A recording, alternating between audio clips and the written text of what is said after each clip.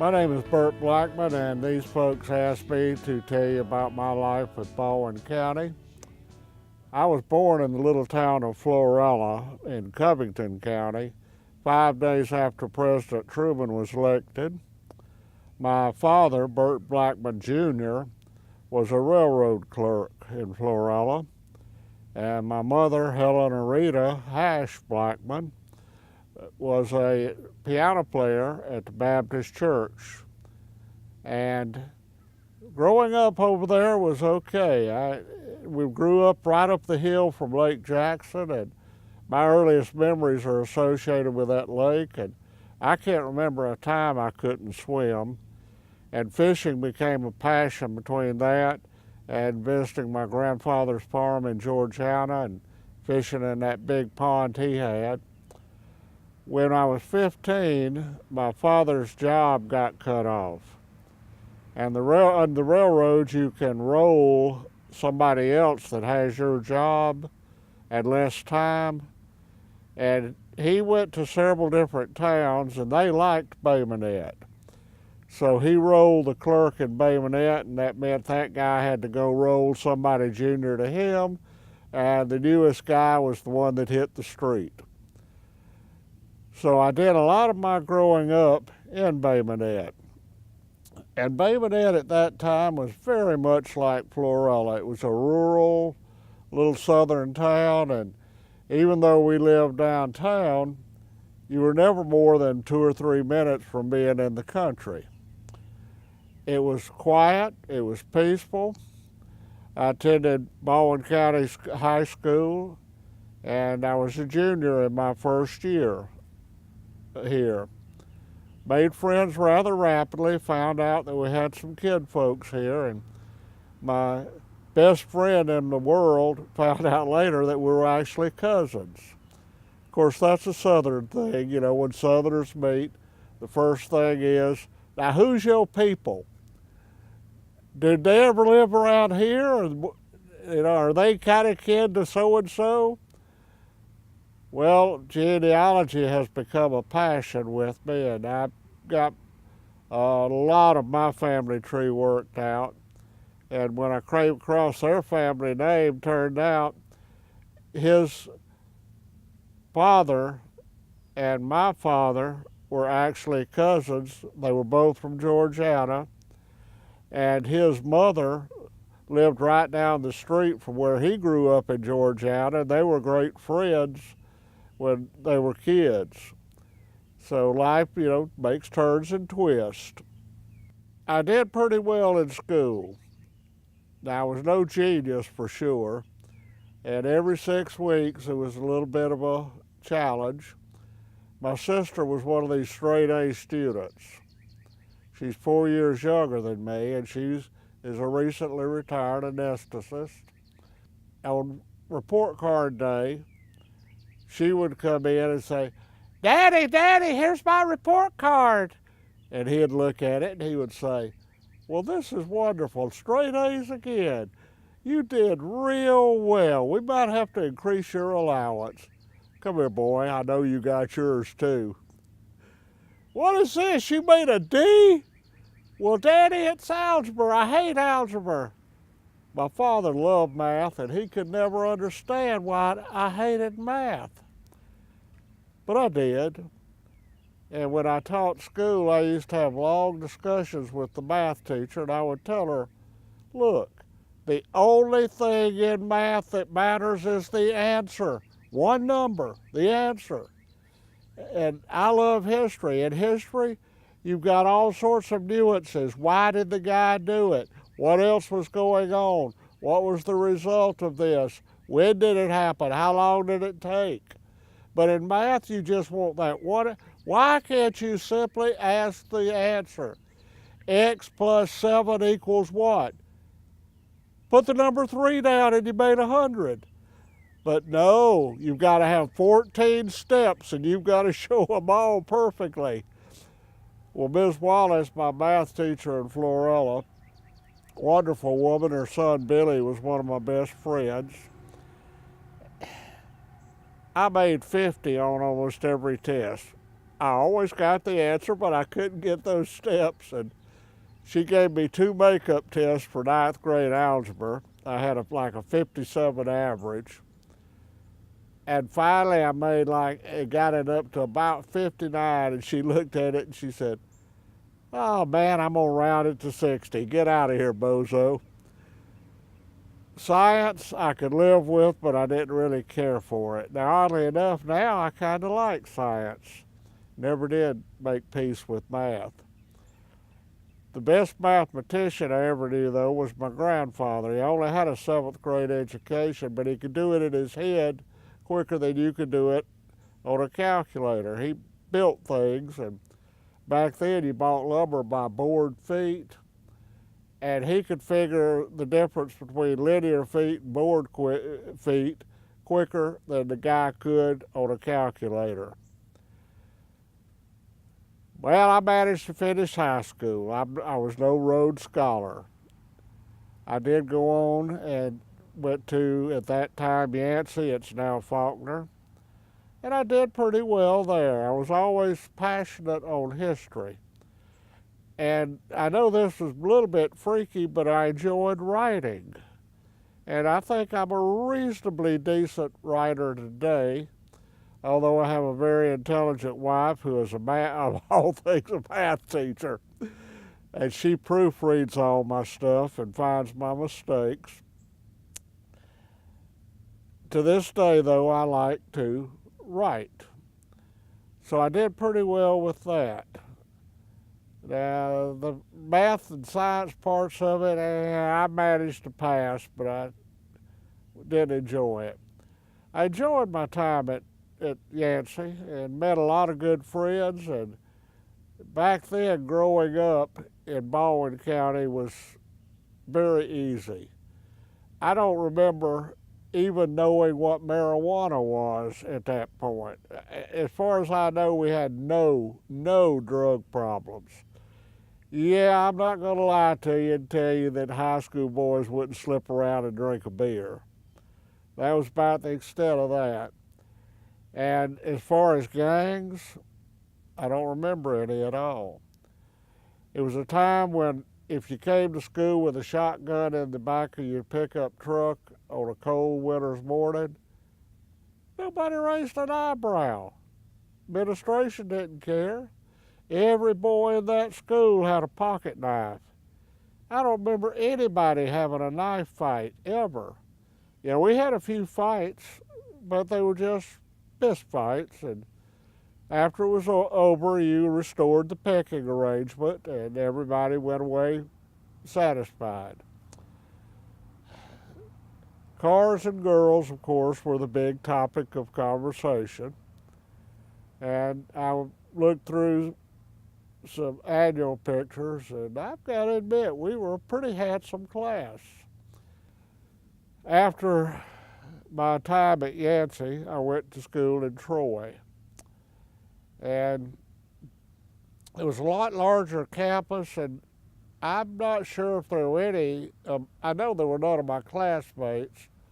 There were a few of the old Florella classmates there, and some of the Baymonette people of different years showed up.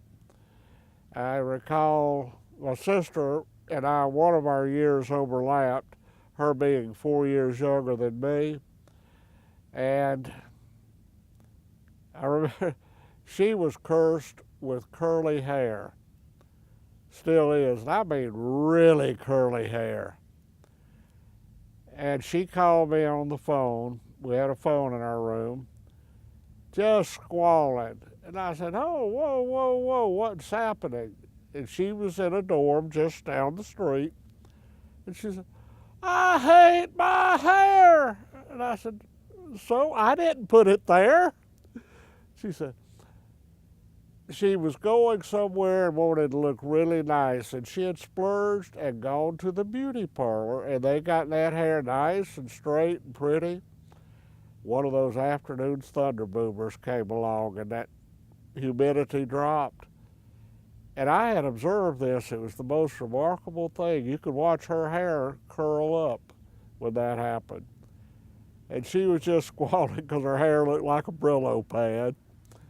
Well, she's come to grips with it now, and she just lets it be. Of course, it's all gray. But I enjoyed my time at Troy. And the girl I dated quite a lot lived up at Raymer, and that was pretty rural, and I've always been kind of a guy that I like to get out into the country. And her dad was a farmer, part-time anyway, and I always enjoyed being at their house. There was a big lake out there we used to go to, and I've always enjoyed the water, and every time I go past any body of water, I wonder what the fishing's like there, and I have an urge to go try it.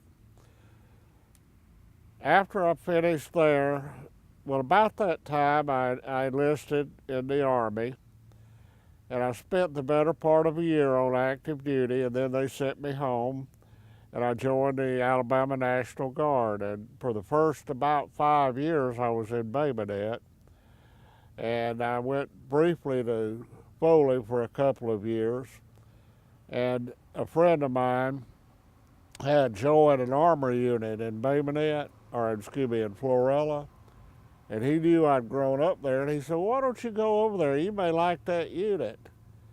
And I went over there, and I just was like going home. And some of the guys in the unit were guys I had grown up with, and so I said, well, I'm going to transfer. And I went over there, and initially I was a combo chief, but then I transferred into the tanks, and I retired from the National Guard as a tank commander. And if I wasn't so old and fat and generally out of shape, I would love to do that again. It's very hard work, but you've got to have at least some intelligence to do it, because there's a lot of things that require a good degree of intelligence. But it is absolutely fascinating, especially the modern tanks with all the electronics. And the last one I commanded was an M1A2, and the sights on it no matter how rough the road is, the older tanks you had to stop and fire because your gun tube was just doing this.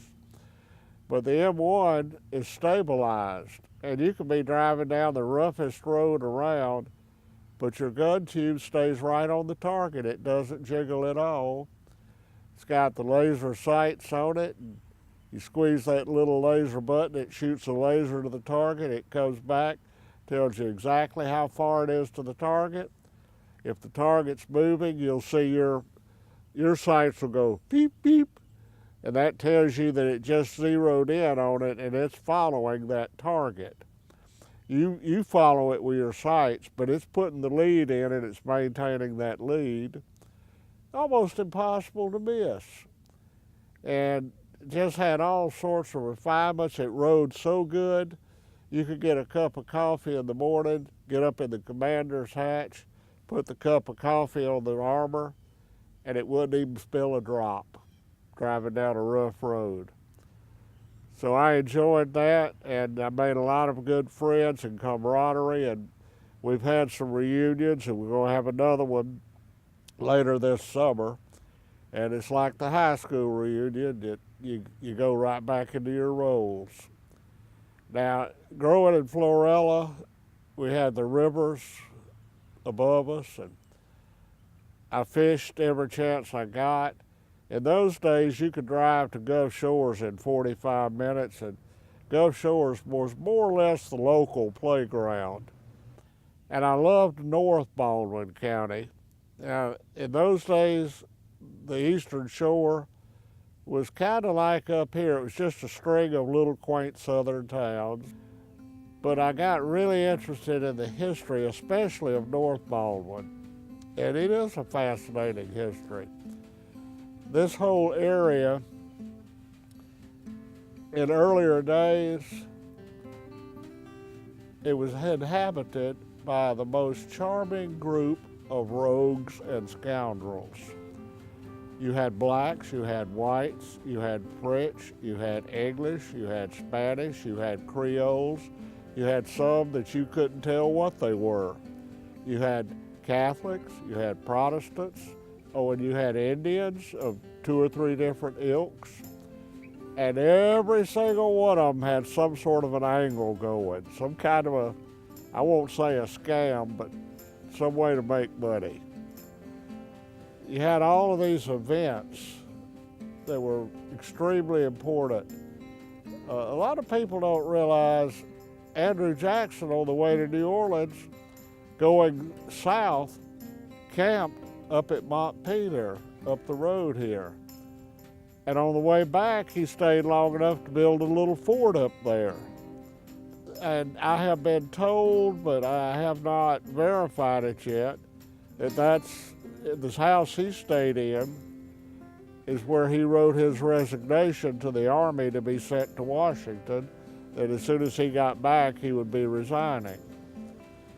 And of course, on the way to New Orleans, he didn't have a very large contingent of regular Army, but he had fought several years in this area against Indians and Spanish, and he was well known and liked by most of his men. So everywhere he paused, you would have little groups of settlers and say, "Hey, Colonel Andy, you remember me? We fought some Indians a few years." "Yeah, I remember you." "Well, me and these boys would like to tag along if we could." "Come on." And by the time he got to New Orleans, he had a pretty good army of volunteers. And probably the weirdest was when he got there, Jean Lafitte, the pirate, came to visit with him, and he says, "Colonel Jackson, I am Jean Lafitte." And he said, "Oh yeah, I've got a warrant to arrest and hang you." Well, I kind of thought that might be the case. But if we could forget about that nasty hanging business, I would like to allow my crews to join your army. They said, "Well, how many you got?" And Lafitte had several pirate ships, and all his men were pretty good fighters, and they came to an agreement. Jackson would ignore his criminal activity, and Lafitte would promise never, ever to attack any United States ship. They both honored their agreement, and the pirates joined the U.S. Army and fought at New Orleans. And of course, you know the story of how the British were defeated at Fort Boyer on the Baldwin County side, and that turned the tide of the battle and enabled the Americans to hold the Mississippi River, which probably saved the United States. Fort Mims was another of the more dramatic events, and that one was tragic. By the time Fort Mims occurred, those families up there were so intermarried that after the battle, when the heat of battle had gone down on the Indians, a lot of them started crying and saying, "Why did we do this? Those were our cousins in that fort." My wife is a direct descendant of William Weatherford and also Chief Hollinger. So she tells me that they own all this area, they just tolerate us whites. I said, "Yeah, but we came in and took you women, didn't we?" And that's when she slaps me, of course, and I thought, no. But she is exceedingly proud of that heritage, and I don't blame her. I've encouraged her to do so. And I know that one of the proudest was when Claudia, at the 200th anniversary of Fort Mims, Claudia handed out the Descendants Medal, and she handed my wife her medal, and I thought she was going to cry. To her, that was just acknowledging her ancestry. And I do a lot of my own genealogy, and I've done a lot of hers, and I've encouraged her to take great pride in that, because she has deep, deep roots in this county, and her roots go beyond the white folks' roots. And the Indians that lived here were very interesting people. They did not live in teepees. They were not like the Indians when I was a little kid and went to the Martin Theater in Florella on Saturday, and you paid 10 cents and you could watch Westerns until your eyes dropped. At 7 though, you had to be out of there because the matinee started. And you could get that big bag of popcorn for a nickel and a big old Coca-Cola for a nickel. And if you were still hungry, you could buy a big old box of Goo Goo bars or Malo bars or whatever, and that was a nickel too. And we had a ball, and we'd watch John Wayne with the magic 6-shooter kill 47 Indians without reloading. Well, that wasn't true here. Our Indians actually lived in towns, and it reminds me of medieval European towns. The houses look almost identical to those. They didn't have to travel to get their food. The woods were full of good things to eat. The rivers were full of all sorts of good things. They raised vegetables. They were very well fed. They were also colorful. They had a lot of free time, so they became very artistic. And the women took great pride in making really beautiful. I've got some pictures of some of their clothing. And probably the prettiest was a young girl's bridal gown. And the girl modeling it looks to be about 14, which was probably about correct for a bride then.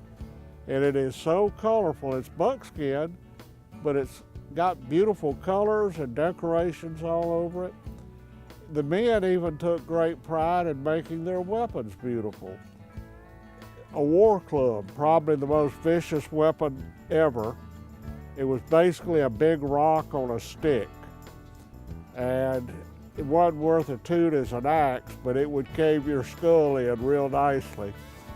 But the handle on those things, they would carve little designs and then they would color them in, and even the arrows had designs on them. So they were very interesting people. They were very settled people. They had a real culture, a civilization. So I've done a little reading on them, and I even do a couple of talks now and then on them. Later, Mr. Smith, the former superintendent of education and my boss for several years, lived up at Latham, and unfortunately he passed just short of 100. And I've read his books, and he was a good writer and quite the historian. He told him in one of his books, and he told me verbally, that when he left for the Navy in World War II, his father told him, "Son, when you come back now, it's not going to be the same as when you left." He's thinking, why not? But he was right. Highway 59 at that time was all dirt road. Matter of fact, Highway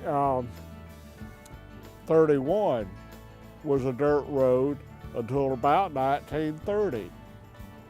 And one thing I read, it said the only paved road at one time in all of Baldwin County was the street from the railroad track to the courthouse. All of 59 to Gulf Shores was a dirt trail. And he told me that when you went from Latham to Bay Minette, that was, even if you did it real quickly, it was an all-day trip. There were places where there was no bridge and you had to ford a creek. And if it had been raining, you better have plenty of stuff piled up food-wise, because you weren't going anywhere. But each of the little communities, Blackshire, Latham, Montgomery Hills, was a real little town. Now when the railroad came through, that ended all of that. Because prior to the railroad, commerce went up and down the river. Well, the railroad was quicker, and you could carry a lot more stuff on a train than a riverboat. So that pretty much killed the commerce and the passenger trade. Now, a few river boats persisted on into the early 1900s, but they were dwindling business and the last of the breed. But in the early days, every one of those landings was a riverboat landing. And that's where the boats tied up. And if you had business upstate, you got on the riverboat, you paid your fare, and by morning you could be in Montgomery, depending on the state of the river. When the railroads came, of course, that gave my dad employment, so I can't say too much about them.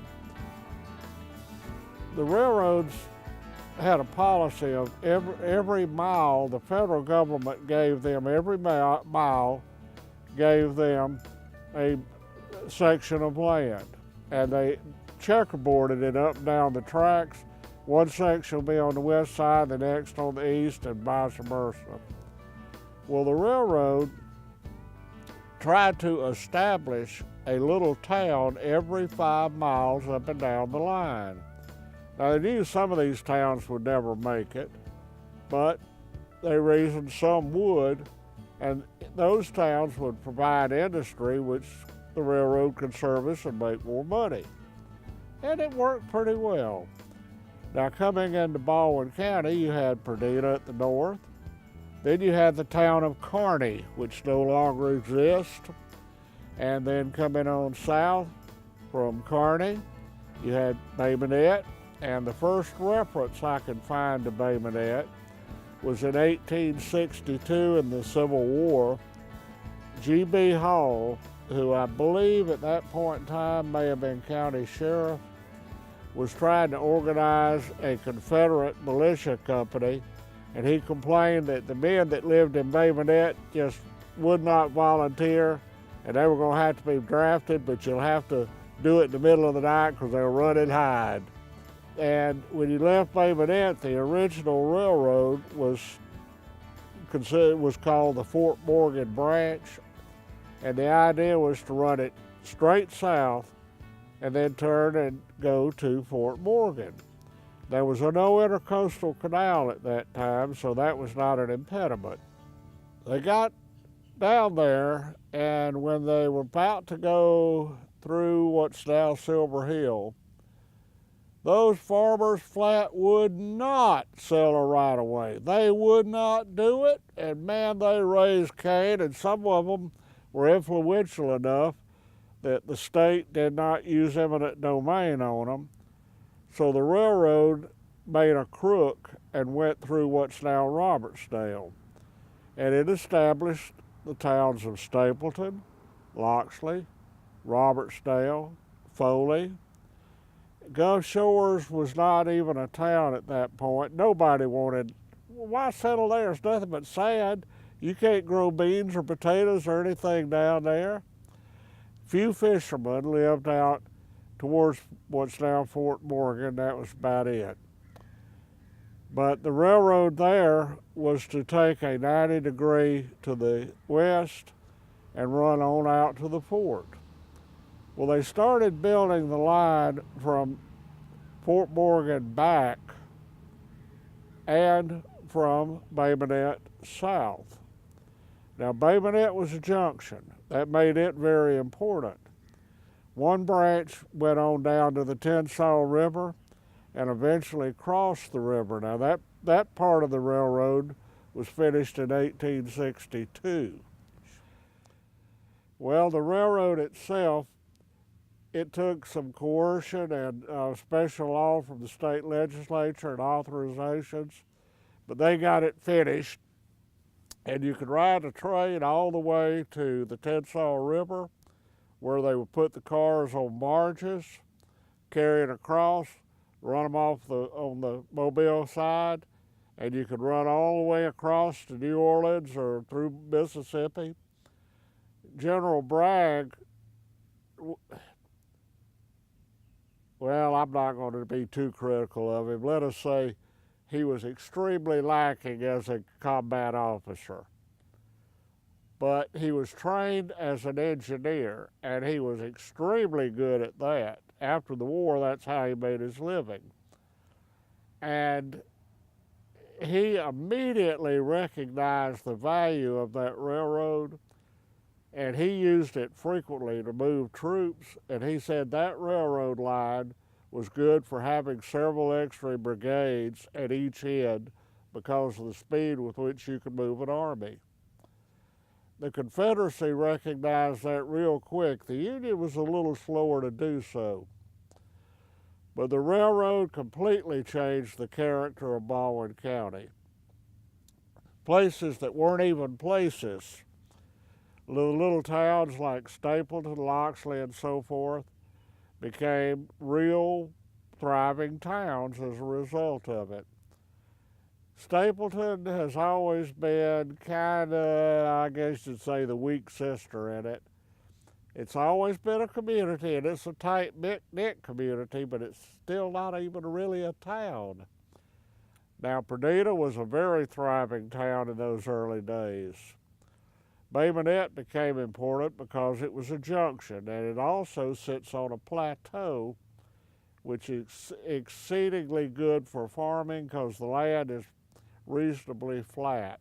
Stockton, prior to the railroad, was a very large, thriving town. It had several hotels, a few, let's be polite,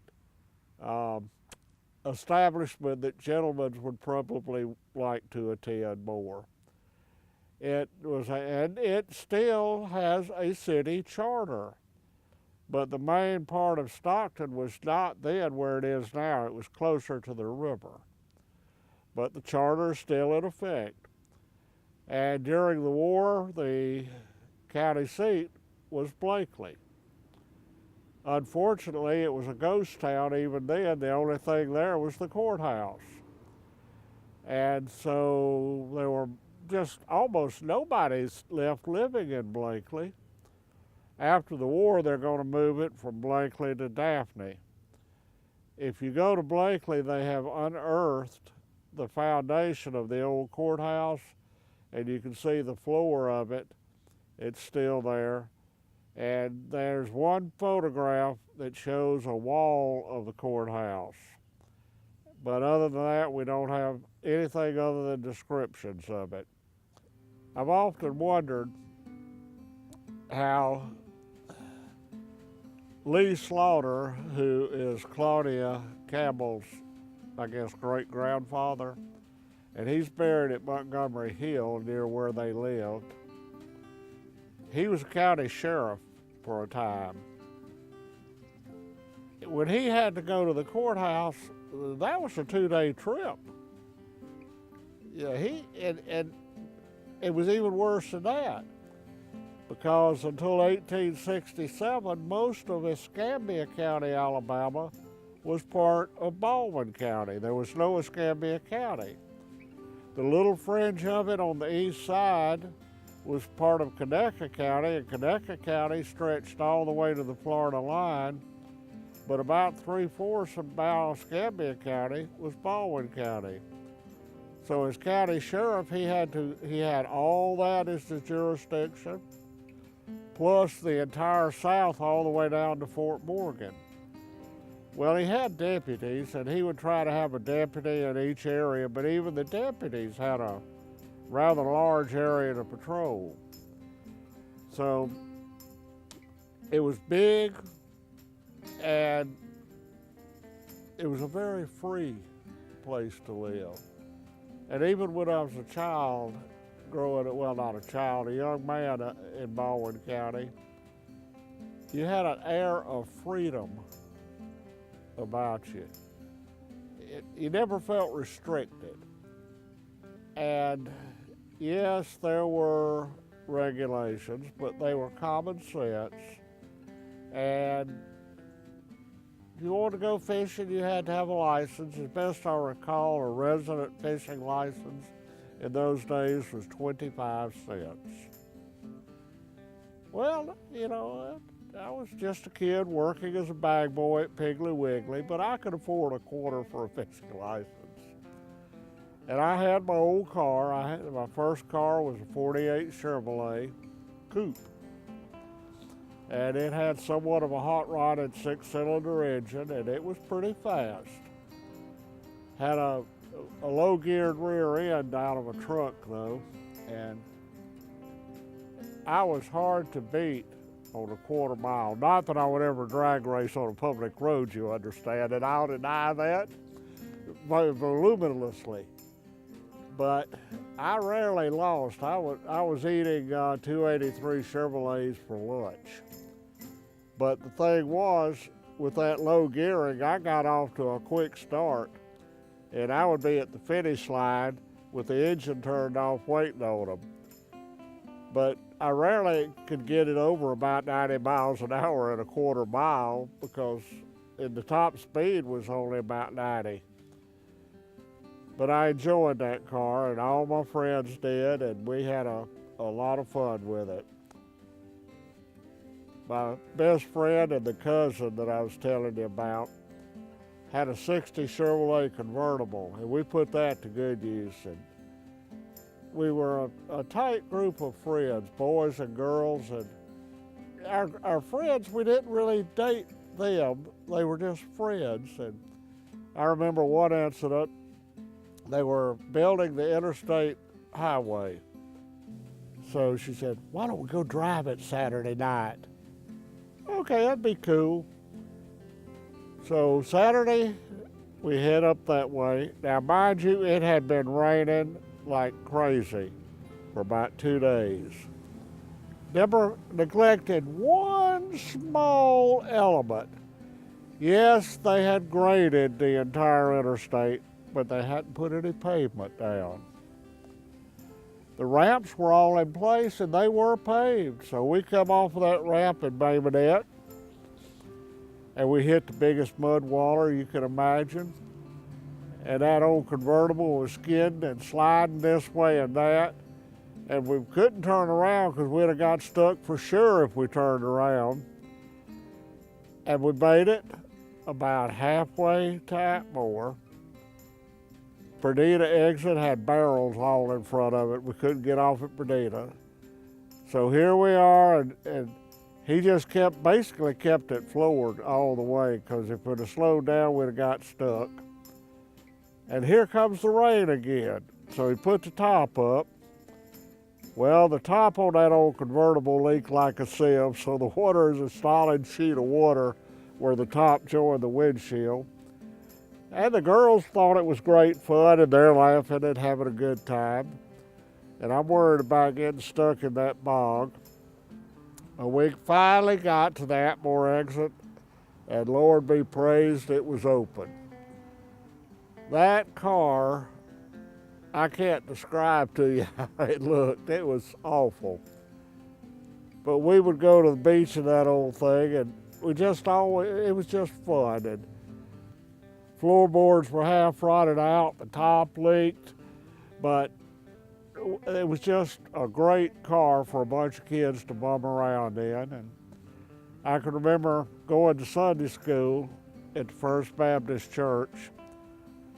My friend Sterling had an old truck, and we'd go and we'd be sitting in Sunday school in our good clothes, and we had our short pants on underneath. And Sunday school teacher came in one day and he said, "Boys, do y'all know who that is that's got that fishing boat hooked behind that truck?" Well, yes, sir, that's mine. He said, "Y'all not planning to go fishing today, are you?" Well, yeah, that was kind of our intention. We never missed a chance to hit that river. And my cousin Janice, they had an old boat. Her brother was off in the military, and she wanted to go to the river.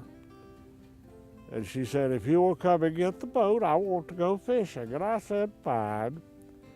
So we got the boat, launched it, got out in the middle of the river, and we were doing kind of okay with the fishing. And then that motor wouldn't crank. Wouldn't crank for anything. So we're maybe a mile from the landing. No trolling motor. Nobody back then could afford a trolling motor. So I said, okay, I'm going to have to do something. And she said, what's that? I said, I am going to get out and tie the ski rope back there around myself, and I'm going to swim and pull the boat. And I want you to paddle the boat from behind. And she said, okay.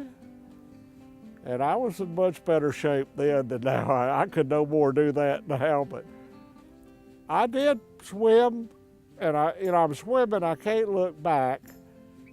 And that it seemed like that landing was getting further, even though it was getting closer, but we're getting up to Live Oak, we're getting closer and closer.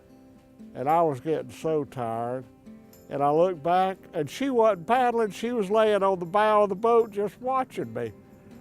And I said, girl, I'm going to hook myself from this boat and let it drift away. She said, what? And I said, get that oar and go to work. But I had pulled that boat for the better part of a mile. And things like that when you're a kid, looking back on it, it was fun. Well, growing up with boys like that, we had scrapes, we did fun things, and you could get away with things. I remember one time in Babinette, we just ride around. We weren't causing any meanness, we weren't robbing people, and the police understood that we were just bored, we were riding around, you know? Well, we drove past the old trailways, and there were 3 or 4 police cars there. And that was, I don't know if you were here the day of the trailways, best chili you ever ate. At midnight, that stuff went down real good. But for some reason, there was a pile of for sale signs in the back of whoever's car we were in. Well, that devil jumped in us, so we went and stuck for sale signs in the window of all those police cars. And somebody took a picture of it, and it was in the Baldwin Times. It said, no, the police cars are not all for sale. But my father-in-law is a retired state trooper. They didn't have to worry so much about some kid pulling a gun and shooting them. And they would generally work with you. And I remember Junior McDowell, he knew our propensity for getting into trouble. And on Sunday afternoons, we would gather up at the old Frosty Treat, and you'd have 20 cars of kids sitting around. And he'd just pull around there and sit there. My father-in-law and I, we had some roadside dealings when I was growing up. And he was like most of the police. I remember one incident. He pulled me over just south of town, and I was headed back to Babinette. And in those days, you got out of your car and you went and sat in the state trooper's car. Not like it is today. And you handed him your license, and Ira would talk to you for a while if you were a kid. Well, after a little conversation, most of the time he just busted up your evening is what it was and made you late for wherever you were going. But after a little while, he looked at me and said, well, son, I think you've had a beer or two. I said, yes, sir, I did. I had one. He said, well, if I thought you were drunk, you'd be headed to the jail now. I said, I don't think you're drunk. I think you're probably just tired. And I said, I am. I'm a little sleepy. He handed me back my license, and he said, now, I know exactly where you live. In about 15, 20 minutes, I'm going to drive by there. If I see this car in your driveway, and I don't see you or the car out again tonight, we're okay. But if I see you, you're going to jail. I said, yes, sir. Well, I was going home anyway, so when I got home, I had to go bathroom, and I didn't want to wake everybody up tromping around the hall. So I just went around back by the patio and did my business. And when I came back around to the side door, Here come that state trooper car easing around the curve over by the pool. I said, "Hey, it's me. Look, at home, there's the car."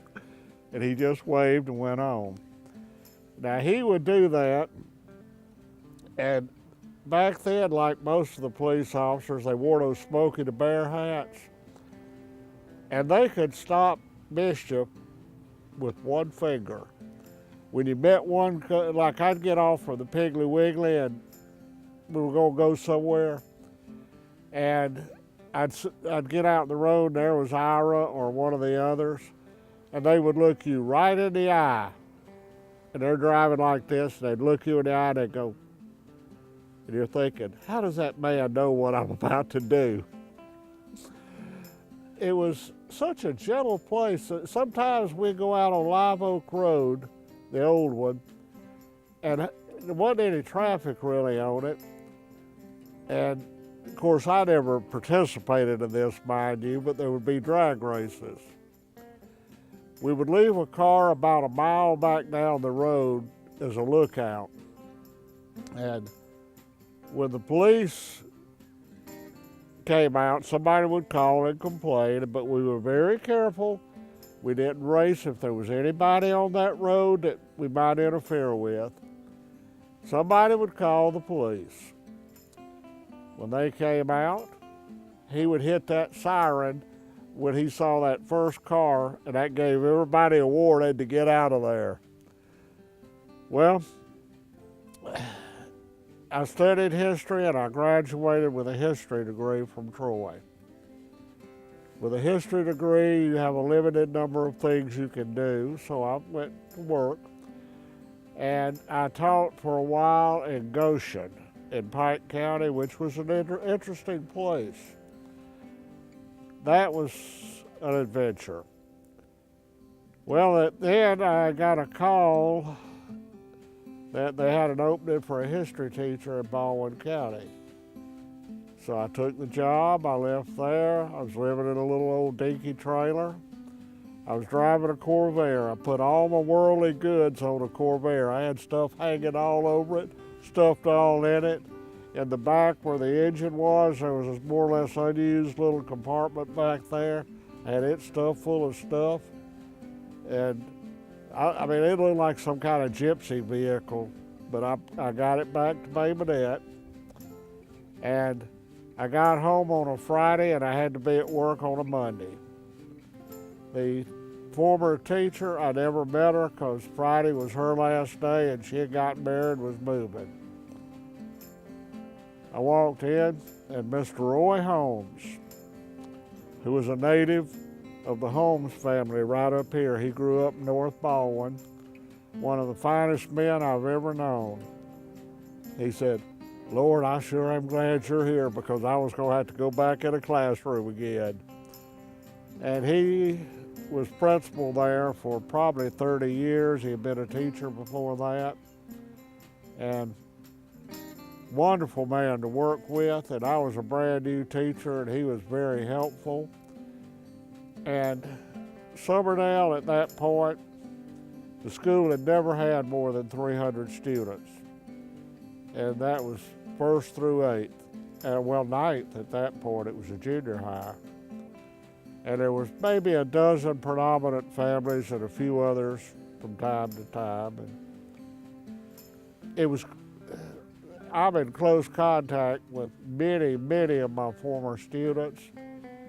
And I've got to tell you, growing up in the time and place I grew up was wonderful. Both Florella and Baby, you could not possibly have asked for a better place. And working place for a teacher, Summerdale was it. It was primo. It was tidy. You could do things there that would have got you fired at the big schools. I coached basketball and track, and I coached girls softball in the summer. And later I drove a school bus. I functioned as an assistant principal. It was the kind of school where everybody had to pitch in. And in those days, the county did not pay for janitors, lunchroom workers, or secretary. They may have paid for lunchroom workers, I don't remember. They didn't pay for secretaries. So that had to be paid for out of local funds. And some years we did not have either, which meant the teachers had to clean up their own rooms, and we had to assign students to help with the halls and so forth. The principal cleaned out the office areas, and he helped with the halls and the bathrooms. A ninth grade girl would always be the secretary, and when she was not in class, she would go up to the office and she would do the secretary work. And of course, keeping up with student records, all the teachers had to do that. I don't know if a school could function that way anymore, but we did, and we got along quite well with it. The buses, when I started driving the bus, we did not have to keep a register of the students that rode the bus. And I remember at one point, a new family from Indiana moved in out at Greenwood. And I happened to be walking past the office, and the principal at that point called me in, and he said, "Mr. Blackmon, these folks' children are going to be on your bus route. They just moved from somewhere in Indiana." I welcomed them. I said, "Well, that's fine." And I said, "Now, where do you live?" And they told me, and I said, "Okay, the 3 Bryant girls." They said, "Oh, yes, we met them. Very nice." And I said, and they are. They're all married now, and one of them's a grandmother. And I said, "Well, they will meet me at the end of the dirt road that y'all live on." Still had a lot of dirt roads then. So the man said, "Well, what paperwork do we have to fill out?" And I kind of did this number. I said, "Excuse me?" He said, "Well, paperwork to ride the bus." I said, "I don't know really. You just have your kids out there with the Bryant girls and tell them to get on the bus. And in the afternoon, tell them to make sure that they get the right bus number, and they'll see me in there." And he said, "Well, you know, where we came from is like 4 or 5 separate forms you have to fill out to ride the bus." And I said, "Sir, whoever gets on my bus in the afternoon is going to Greenwood. In the morning, if they're standing by the road, they're going to Summerdale. And from there, they can catch the Foley bus if they're a high schooler." He said, "My God, this is wonderful." Yeah, it kind of is, isn't it? But I liked working with the kids, and I still do. Perdita, I substituted up there a good bit after I retired, and it was just like going back to Summerdale. It was the same kind of kids and everything. And I enjoyed teaching.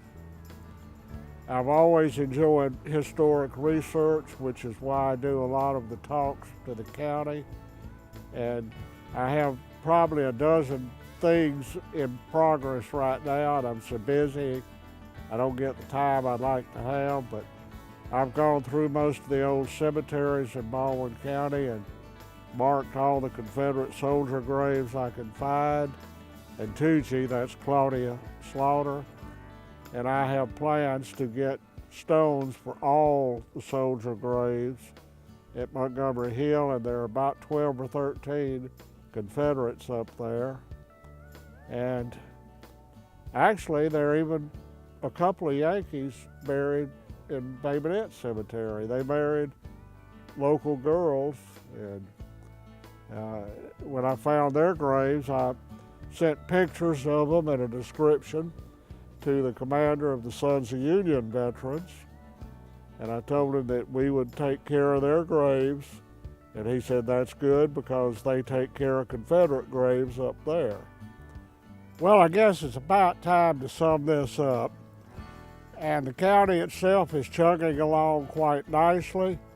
And there's virtually full employment, and while the rivers are not as wild as they once were, they're still there, and I still fish them.